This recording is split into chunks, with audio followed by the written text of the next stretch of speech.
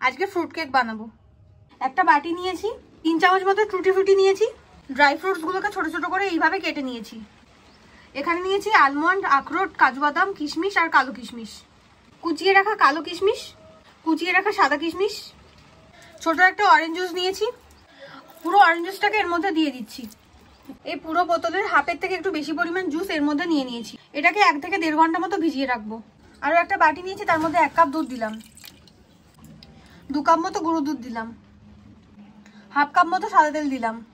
সবগুলোকে ভালো মতো গুলিয়ে নিচ্ছি। 2 চা চামচ ভ্যানিলা এসেন্স দিচ্ছি। আবার সবগুলোকে ভালো মতো মিশিয়ে নিচ্ছি। 1 কাপ গুঁড়ো চিনি দিয়ে সবগুলোকে ভালো করে মিশিয়ে নিচ্ছি। 2 কাপ ময়দা দিচ্ছি।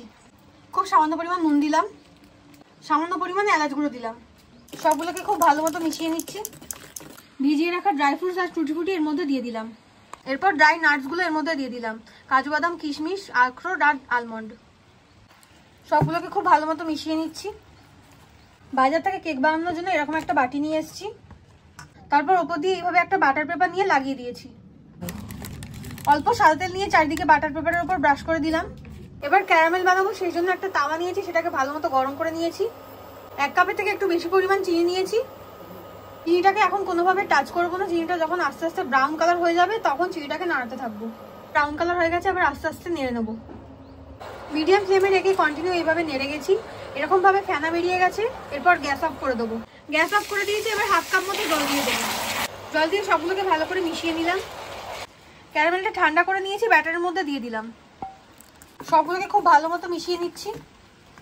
1/2 চা চামচ বেকিং পাউডার, 1/2 চা চামচেরও কম বেকিং সোডা, 2 চা চামচ ভিনিগার। সবগুলোকে খুব ভালো মতো মিশিয়ে নিচ্ছি। একটা কড়া বসিয়েছি, তার মধ্যে অনেকটা পরিমাণ নুন দিয়েছি। একটা বাটি নিয়েছি, তার মধ্যে হাফের থেকে কম পরিমাণ ব্যাটার নিয়েছি। ঢাকনার সাইডটাকে এইভাবে কাগজ দিয়ে ভালো করে আটকে নিয়েছি, যাতে হাওয়াটা না বেরিয়ে যায়। 40 মিনিটের জন্য মিডিয়াম ফ্লেমে রেখে গ্যাসের মধ্যে বসিয়ে দিলাম। 20 মিনিট পর ঢাকনা তুলে নিয়েছি। ওপর দিয়ে ড্রাই ফ্রুটস আর চেরি ফলটা ভালো করে সাজিয়ে এইভাবে দিয়ে দিলাম। আরও 20 মিনিটের জন্য ঢাকা দিলাম। 20 মিনিট পর ঢাকনা তুলে নিয়েছি। এরপর কাটি দিয়ে দেখে নেবো যে হয়েছে কিনা।